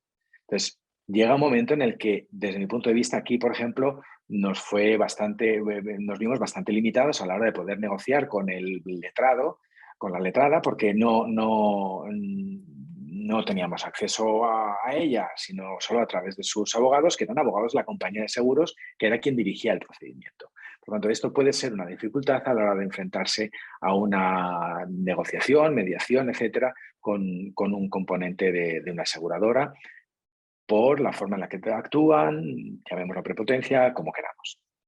¿Vale? Con esto termino los 3 ejemplos, pero sí que me gustaría ir terminando con un resumen de cuáles son las oportunidades de lo que estamos hablando, de los métodos alternativos en la solución de conflictos entre empresas. El primero, muy importante, quizás el más importante, y es que permanecéis siendo dueños del conflicto. Las partes permanecen siendo dueñas de su conflicto. Se evita, por lo tanto, la incertidumbre o se reduce muchísimo. Se gana en unidad de criterio. Vamos a solucionar los conflictos. El ejemplo que hemos puesto de los revendedores es paradigmático, en mi opinión. Solucionamos lo que os interesa resolver. Es decir, el conflicto es, me pagáis un dinero, sí, pero también quiero unas excusas, sí, pero también quiero una explicación, sí, pero también quiero que mi reputación no se vea perjudicada. No nos centramos exclusivamente, y esto es algo que me interesa mucho a los que no seáis solo abogados, sino que seáis emprendedores entre la audiencia, se resuelven problemas que no son solamente jurídicos. A las partes, sinceramente, digámonoslo claramente, los problemas jurídicos les da un poco igual a mis clientes que nosotros estuviéramos discutiendo sobre si era un contrato de distribución, sobre si era un contrato de suministro, de compraventa internacional de mercancías. Sinceramente, les daba exactamente igual. Les daba exactamente igual si podíamos iniciar unas medidas de un tipo o de otro tipo, sobre si el pronunciamiento del juez sobre las costas era ajustado a derecho o no. Le daba todo eso exactamente igual, ¿vale? No, su conflicto no es un problema jurídico, tiene sus consecuencias jurídicas, pero a ellos lo que les interesa, a los empresarios, lo que les interesa es solucionar su lío, sus líos, sus conflictos, sus problemas, ¿vale? Por lo tanto, permanecen siendo dueños porque ellos saben qué es lo que quieren solucionar. Por supuesto, se asegurará la confidencialidad, puesto que el mediador o en las ofertas confidenciales que se realizan o los informes de expertos permanecen siendo confidenciales. Evitamos que se sepa en el mercado los problemas que hay. No hablo ya de empresas familiares en las que los conflictos es entre primos y cuñados y sobrinos, sobre lo que han dejado los abuelos, lo que son los tíos, etcétera, pero evitamos, por lo tanto, que trascienda. Se gana flexibilidad porque diseñamos el proceso. La mediación, la negociación, obedece al calendario que nosotros consideremos oportuno. Marcamos nuestro tiempo, tenemos facilidad para iniciar y concluir, son voluntarios. Si no nos gusta cómo se está desarrollando, podemos decir, bueno, terminemos y ya sí, podemos ir a los juzgados.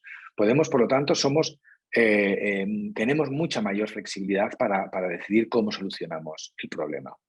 Ahorraremos en costes, ya lo hemos dicho, dinero, oportunidad, costes emocionales, costes en relaciones que podrán mantenerse, ¿vale? Imaginemos la posibilidad de que el agente francés y la empresa española hubieran podido mantener las relaciones, hubiera podido ya no solo seguir yendo de vacaciones cuando vengo a España, te vengo a ver, o tú vienes a Francia y me vienes a ver, sino la posibilidad de pequeñas colaboraciones, de intereses compartidos, de ideas, etcétera.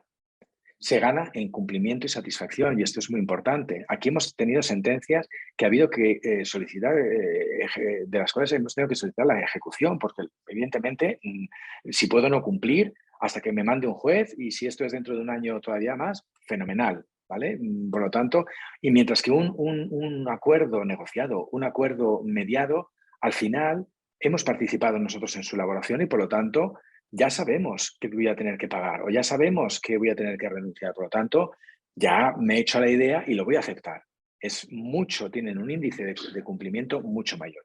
Y también ganamos en creatividad, ¿vale? El acuerdo puede incluir aspectos que un procedimiento judicial nunca va a incluir, ¿vale?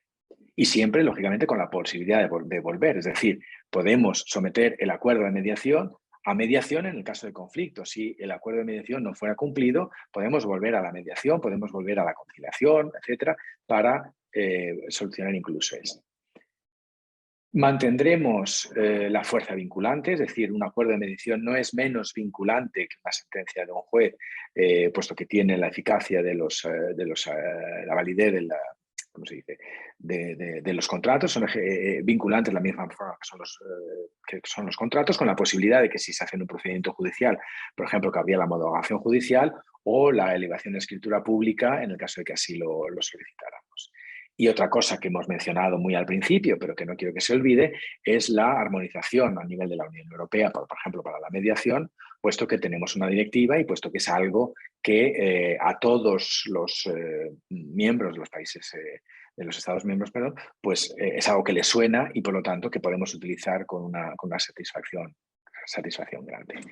Y como última ya reflexión, entonces, ¿qué hacemos ahora? ¿Vale? Es decir, estamos en una situación en la que tengo un conflicto. ¿Cómo actúo? Soy un empresario, ¿cómo actúo? Tengo un conflicto, nos vemos en los tribunales, reacción, ¿no? Muy de película de abogados americana. Bueno, ¿en serio? O sea, después de todo esto, ¿en serio que la respuesta va a ser nos vemos en los tribunales? Hombre, valoradlo. No todo es blanco y negro. Por supuesto, vuestros abogados os van a asesorar perfectamente sobre la situación jurídica, los pros y los contras, los elementos a favor, los elementos en contra, el tiempo que esto os va a llevar, los costes. En un caso que he tenido hace no mucho, le planteé con mucha transparencia al cliente la situación. Yo estaba convencido de que eso se solucionaba por medio de un acuerdo negociado.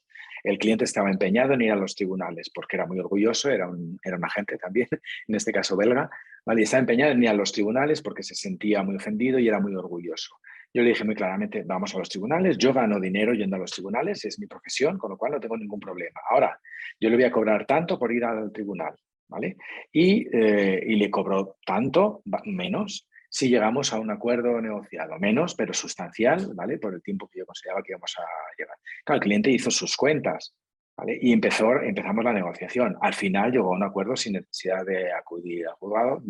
Llegó a decir que había sido un milagro, pero bueno, tampoco hay que exagerar, así lo califico de milagro. Pero hay que, por lo tanto, valorarlo. No todo es blanco y negro y, por lo tanto, es necesario valorarlo bien, todo lo que está implicado. Asesorarse sobre el método más adecuado. Estamos hablando de los métodos adecuados, pero no todos son válidos de la misma forma, y aprovechar la oportunidad. ¿Vale? A lo mejor podemos utilizar uno y no otro, o a lo mejor podemos utilizar varios sucesivamente en función del momento en el que nos hemos empezado negociando, pero esto no ha funcionado, pues no quiero perder la oportunidad, bueno, pues voy a darle la oportunidad a la mediación, por ejemplo. ¿Vale? Elegir o proponer al mediador que consideréis más adecuado, o a la institución que consideráis más adecuada, al conciliador por sus conocimientos de la materia, un facilitador, a un negociador, que sean más competentes en función del conflicto. Planificar el proceso, saber que el proceso alternativo os da la posibilidad de decir, bueno, establecemos un calendario más flexible con estas características, etc. Y sobre todo, como última cuestión, llegar a acuerdos. La famosa maldición de pleitos tengas y los ganes, yo creo que ha quedado bastante demostrada en los ejemplos que os he puesto. Pleitos tengas y los ganes es una maldición. Y mejor vale un mal acuerdo que un buen pleito, ¿no? Fijaos si no llegamos a un mal acuerdo, sino a un buen acuerdo. Con lo cual, si un mal acuerdo es mejor que un mal pleito, mejor será un buen acuerdo. Nada más. Muchísimas gracias.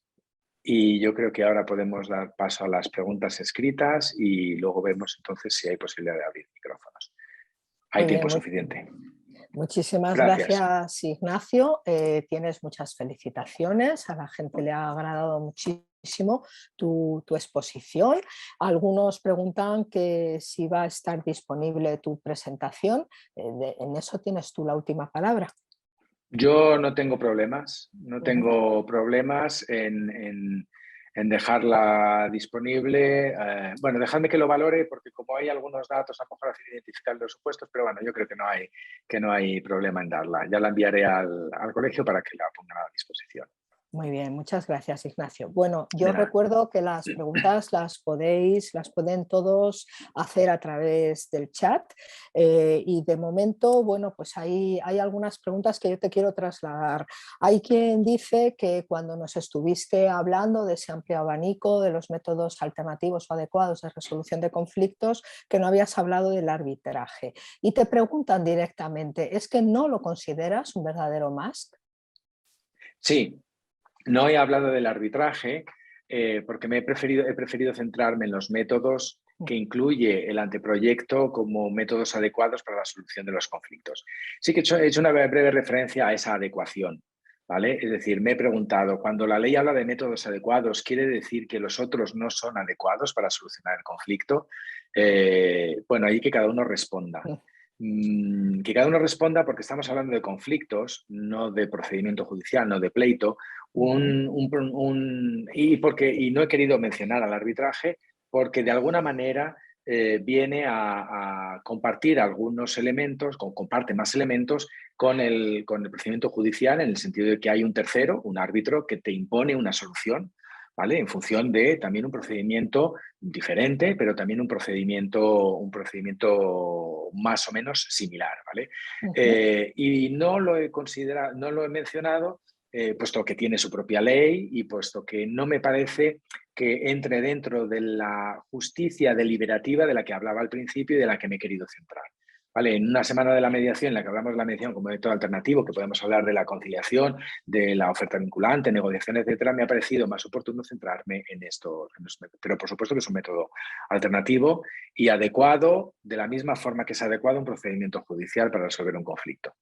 Efectivamente, Ignacio, aquí te dan la razón al respecto del arbitraje y simplemente yo recordaros a todos los que estéis aquí que os dedicáis a la resolución de conflictos, el libro verde de la Unión Europea, ¿verdad?, en materia de métodos alternativos de resolución de conflictos, ya digamos que dirime un poco, ¿no?, toda esta cuestión en la línea que nos ha explicado Ignacio. Y perdona una observación, Amparo. Sí. El anteproyecto de ley no Uh-huh. establece un número cerrado de métodos alternativos. Enumera esos que he dicho, pero luego Uh-huh. tiene una fórmula de estas pues, que al legislador le gusta, ¿no? Incluir, o sea, Sí. es como si dijera que conste que yo estos me los sé, ¿no? Pero por si acaso me dejo alguno, ¿vale? Cualquier otro reglado, no reglado o previsto por la norma, ¿no? Como diciendo, yo qué sé, si se os ocurre, de hecho hay más, hay la facilitación, hay Sí. métodos mixtos, negociación Uh-huh. más conciliación o más mediación, es decir, que ahí no nos sentamos tampoco, ojo, métodos también como para cumplir el requisito de procedibilidad, no solamente que existan, vaya. Perdón. Claro, efectivamente. Como tú bien nos has comentado, ¿no?, a lo largo de toda tu exposición nos ponías la palabra creatividad, creatividad, creatividad, ¿no? Y esa puede ser.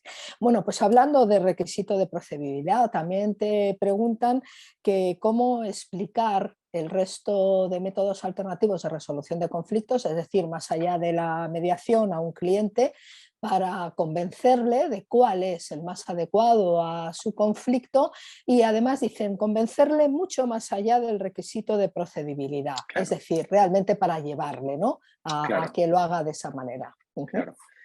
Me parece muy bien, muy buena la pregunta, o sea, porque es verdad que, como lo decía al principio también, decimos, bueno, pues ya que nos obliga la norma, pues ya no me queda más remedio, como lo hemos sufrido en las famosas conciliaciones laborales, ¿no? En la que, bueno, ala, firma aquí, firma acá. Me consta, por ejemplo, que en Italia había incluso mediadores que se prestaban a eso, es decir, mira, yo te firmo como que habéis mediado y así has cumplido el requisito, ¿vale? Es una opción, ¿vale?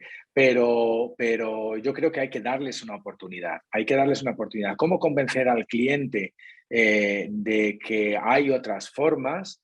Yo creo que al final los abogados, que somos quienes recibimos al cliente en primera instancia, cuando viene a saber, bueno, qué pasa con mi problema, ¿no?, cómo soluciono este problema, nos vamos a ir convirtiendo, ya lo somos, ¿no?, pero cada vez más en gestores de conflictos. Porque ya no hablo en cuestiones de familia, en el que los abogados de familia, los que estéis aquí, abogados de familia, sabéis que sois psicólogos, consejeros, acompañantes, hombros sobre los que llorar, etcétera, pero al final los abogados tendremos también que conocer bien estos métodos para irlos proponiendo en función de la situación del caso concreto, porque no es lo mismo un asunto pues, de los que he puesto de responsabilidad civil o un asunto de los que he puesto de distribución o otro asunto de compraventa internacional o simplemente una reclamación. Oye, es que me deben 10.000 euros. Bueno, pues a lo mejor en esa cuestión pues una negociación y da poco más de sí, porque no vamos a mediar sobre si me deben. Pero como normalmente el conflicto no va solo a te reclamo una cantidad, sino que hay un poco más, el Uh-huh. abogado al final se va a convertir en un analista de conflictos para, conociéndolos todos bien, decir, pues mira, en tu caso yo creo que lo más adecuado es esto. ¿Por qué? Pues porque, mira, se dan estas circunstancias. Y si esto no funciona, podemos incluso utilizar esto. Y si ya con estos dos no funciona, chico, pues ya, ¿qué vamos a hacer? ¿No? Podemos vernos en la situación contraria, es decir, que seamos los demandados nosotros, decir, oye, es que ya me he encontrado esta demanda y tienes 20 días para responder. Ahí no hay mucha posibilidad de filigrana, ¿no? Es decir, tendremos que contestar a la demanda, pero siempre podremos iniciar en las propuestas de mediación, que en los ejemplos que he supuesto de negociación, Uh-huh. se hicieron con la demanda y con la reconvención y con la contestación encima de la mesa, incluso después de apelación. Bueno, pues porque sigo considerando que por mucho derecho que tengamos y mucha sentencia favorable que tengamos, pues no podemos siempre ejecutarlas. O la ejecución supone a lo mejor otros 2 años, otro año, otro Supremo, yo qué sé. ¿Vale? Entonces, al Uh-huh. final, ¿cómo? Por responder concretamente a la pregunta, ¿cuál elegir mejor? No creo que haya una fórmula mágica, habrá que analizar caso por caso y, pues, de la misma forma que tenemos nuestros conocimientos jurídicos, conociendo bien los métodos, podremos plantear uno y otro, para mejor solucionar y para mejor acompañar a a nuestros clientes. Una vez me dijeron que los abogados trabajamos en el mercado de la tranquilidad, es decir, somos proveedores de tranquilidad. Y yo creo que esa tranquilidad se la damos al cliente cuando desde el conocimiento de estos métodos le podemos decir, oye, no te preocupes, no es una muestra de debilidad el querer negociar o el querer mediar o el querer conciliar, ¿no? Porque siempre tenemos la vía judicial, pero te puede resultar mucho más interesante.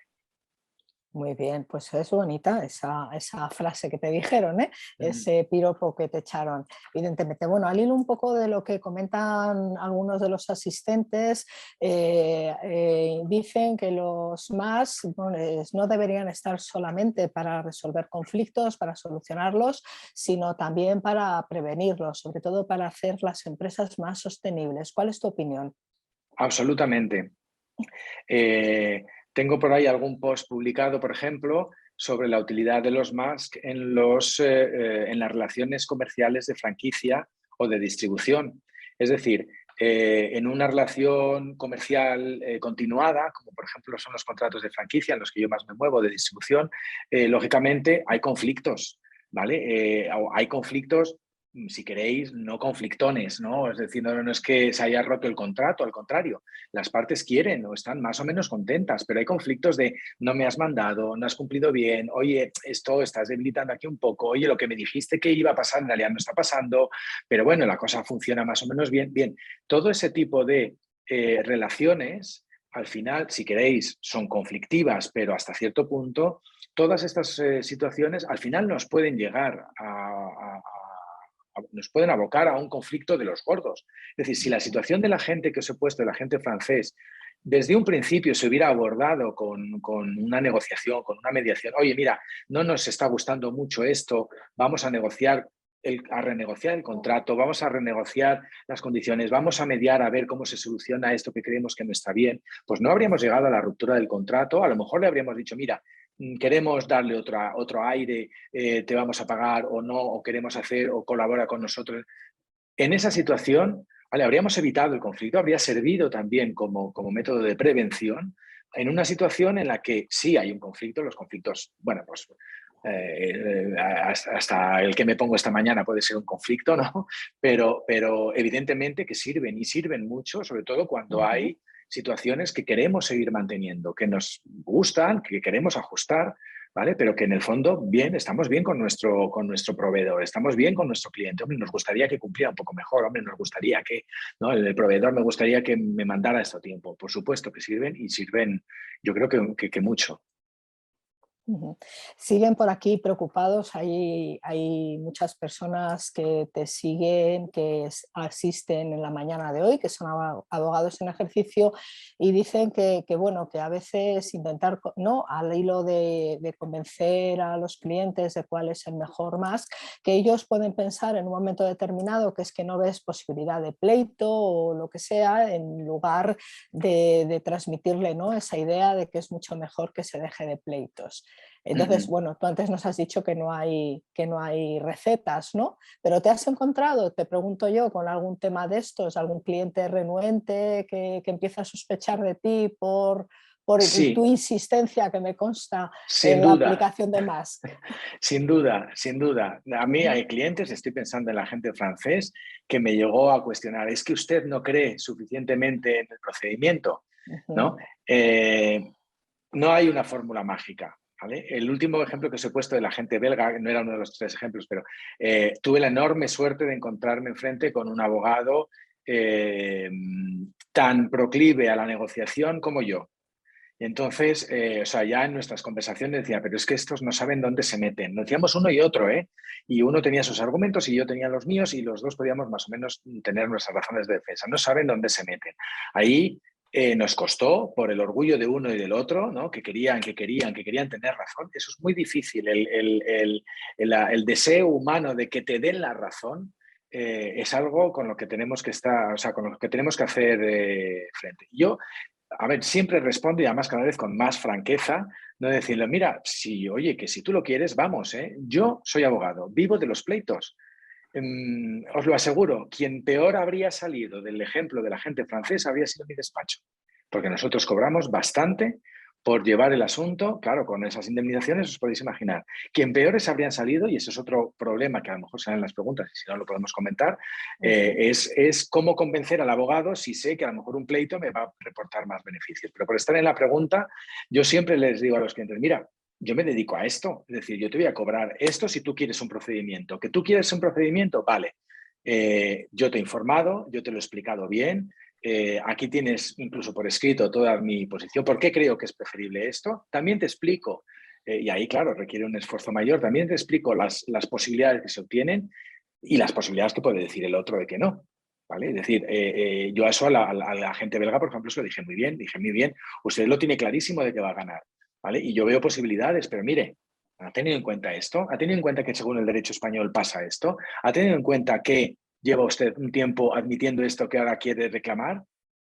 Entonces, claro, ahí hay que tener habilidad o yo qué sé, o años o canas en la barba pero sí que me he encontrado y eso así suele ser más o menos como suelo responder y de momento ven en esa franqueza lo suficiente como para decir, bueno, vamos a intentar. Ignacio, una pregunta al hilo de toda tu exposición. ¿Tienes alguna recomendación para los mediadores, para las personas que mediamos y que quizá se quieran dedicar a este mundo de los conflictos de empresa? ¿Alguna recomendación así en general? En general, igual que hay abogados de empresa, tiene que haber Sí. mediadores de empresa, cuáles pueden ser las dificultades, pero cuáles pueden ser las oportunidades. Nos tenemos que formar de una forma específica. ¿Tú qué opinas?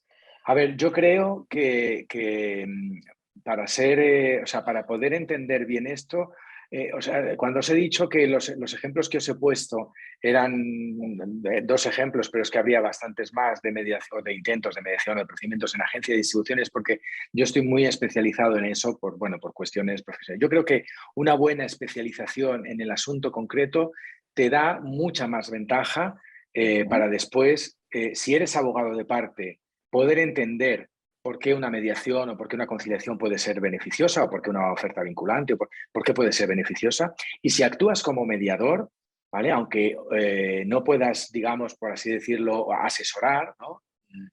Sí por lo menos te va a ayudar mucho a entender cuáles son los problemas de las partes, los explícitos, pero también los implícitos. Es decir, el que tú sepas que en los contratos de distribución es muy habitual o en los contratos de agencia, que se rompa el contrato, ¿no? Siempre ocurre lo mismo, ¿no? Porque la gente dice, ha incumplido, vale, siempre es así porque lógicamente en ese caso no hay indemnización. Entonces, pues, que tú entiendas bien cómo funciona, que tú entiendas bien las reacciones.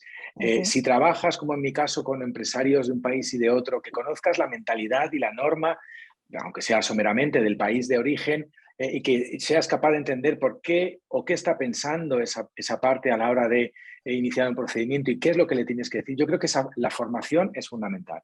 Si eres abogado de parte en la materia concreta y si eres mediador, pues formación en mediación, por supuesto, y no cansarse nunca. O sea, bueno, está mal o bien que lo diga en Mediacam, ¿no? Pero la formación me parece fundamental. Me parece fundamental porque es mediación, formación en negociación, en técnicas de negociación, en técnicas de mediación, en técnicas de conciliación, que ya tienes que saber un poquito de la materia para poder dar algunas pautas, algunas indicaciones. Yo creo que es fundamental para eso.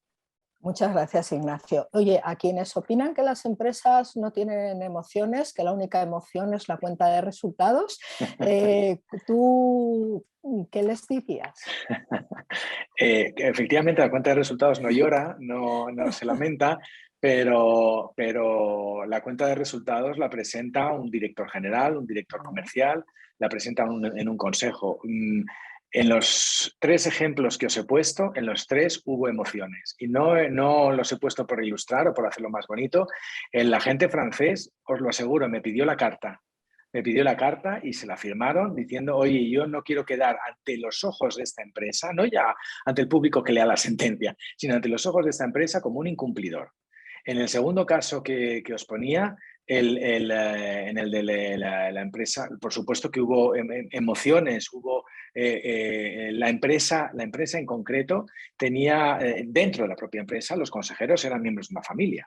eran miembros de una familia y por lo tanto acabaron mal entre ellos, ¿vale? Los padres, el padre tuvo que pegar un golpe en la mesa diciendo a los hijos basta ya de unos y otros, ¿no? Hubo cambios en el consejo porque unos pensaban que se estaba yendo porque no querían ver implicada su responsabilidad personal.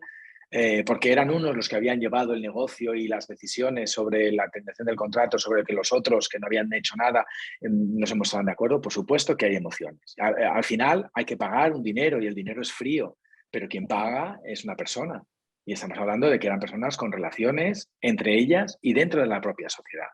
Si son, hombre, si estamos hablando del Banco de Santander contra el Corte Inglés, pues puede parecer más abstracto, pero al final hay orgullos también. O sea, no olvidemos que quien ha propuesto un procedimiento judicial es un director X o es un técnico A, lo que sea, que ha tomado la decisión de demandar, que ha tomado la decisión. Por lo tanto, se ve también puesto en entredicho en su orgullo de que he tomado una decisión que ahora me están cuestionando, o está bien, y la quiero defender.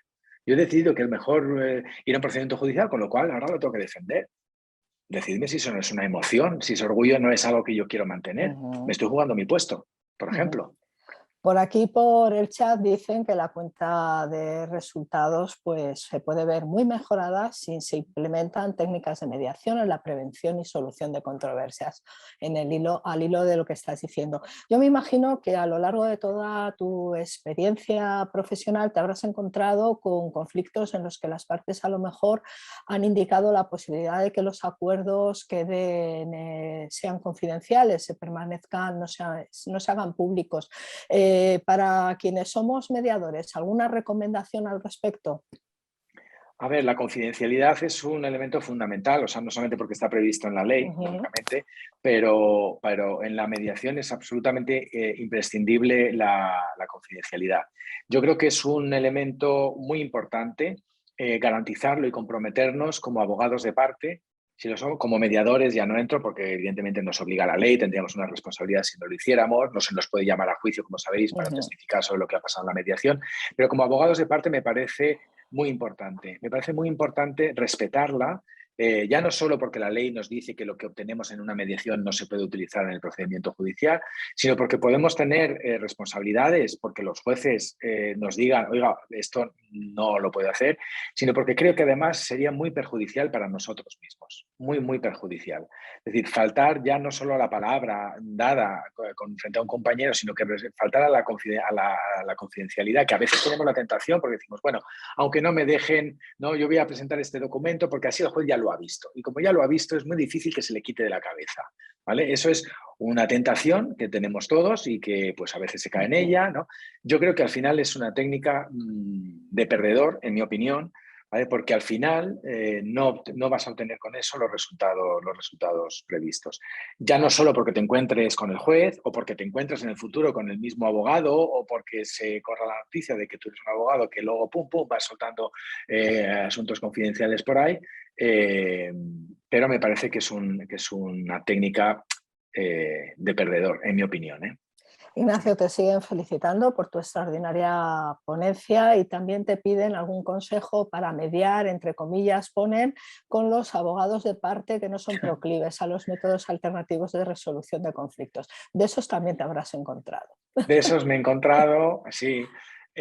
A ver, quizás, fíjate, una de las cosas por las que sea bueno esta obligación o este requisito de procedibilidad que están tan puesto en entredicho es por darnos esa oportunidad, ¿vale? El hablar con los abogados de parte que son negacionistas, ¿vale? Por decirlo de alguna forma, es complejo. Es complejo porque, a ver, ¿qué me vas a contar a mí, que soy un abogado más veterano que tú, sobre la negociación y todo esto, si llevo todos los años, toda mi vida negociando, ¿vale? Y mediando, ¿vale? Si yo soy súper favorable a la mediación, ¿qué me vas a decir tú? Pero es que no vale. No sirve para nada la mediación, no sirve para nada la conciliación. Anda que no lo he intentado yo veces, ¿vale? Eso es complicado. Eso es complicado de gestionar.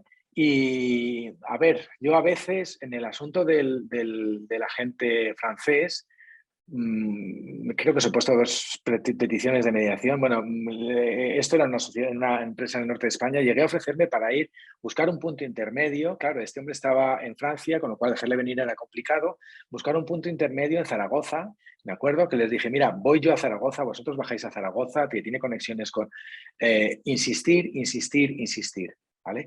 Aquí yo no sé muchas veces, y eso ya sí que no os lo puedo decir, no sé cuánto de negativa hay por parte o hubo por parte de los abogados en todos los ejemplos que os he puesto, o cuánto de negativa hubo por parte de las partes mismas. ¿Vale? Yo no sé hasta qué parte los letrados transmitieron o no, pero digo, convencer al abogado contrario, renuente o negacionista, es muy complicado y solamente se me ocurre, insistamos, busquemos otra vía, cambiemos de método, decimos, bueno, si no quieres mediar, al menos te presento esta oferta confidencial. No sé si en el ejemplo que nosotros tuvimos verdaderamente se la trasladaron o no, simplemente el abogado decidió que no era atendible y por lo tanto ni siquiera la trasladó. No pasa como en otros países, en la jurisdicción americana, por ejemplo, si yo te hago una oferta y tú no trasladas, tú como abogado tienes una enorme responsabilidad por no haber transmitido esta oferta que el otro te ha hecho. Aquí también, pero más liviana. Por lo tanto, por responder a la pregunta, muy difícil, más que la insistencia, imaginación, cambiar el método y suerte. Bueno, no sé si alguien más quiere preguntar, porque de momento, bueno, siguen las felicitaciones, las enhorabuenas a las que nos sumamos. Parece pues que, muy bien, la verdad. Parece que no hay más. Entonces, bueno, pues como ponente invitado hoy, puedes cerrar con lo que quieras, con un sello, un lazo, un broche de oro.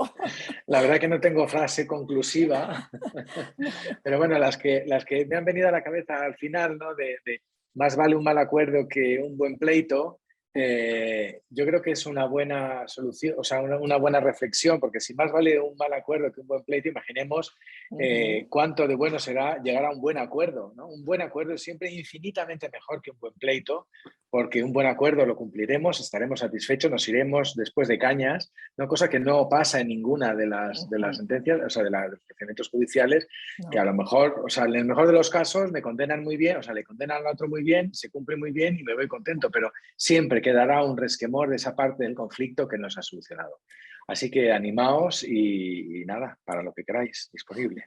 Muchísimas gracias, Ignacio. Muchísimas gracias a todos los compañeros y compañeras que nos acompañan en el día de hoy. Digo compañeros y compañeras porque con independencia de que seáis abogados, no lo seáis, os dediquéis a la mediación o no, bueno, estamos en la Semana de la Mediación, ¿verdad, Ignacio? Y estamos para sumar y no para restar. Muchísimas gracias a Mediaicam. Seguimos con la Semana de la Mediación. Esta tarde y mañana y otros días habrá más cosas.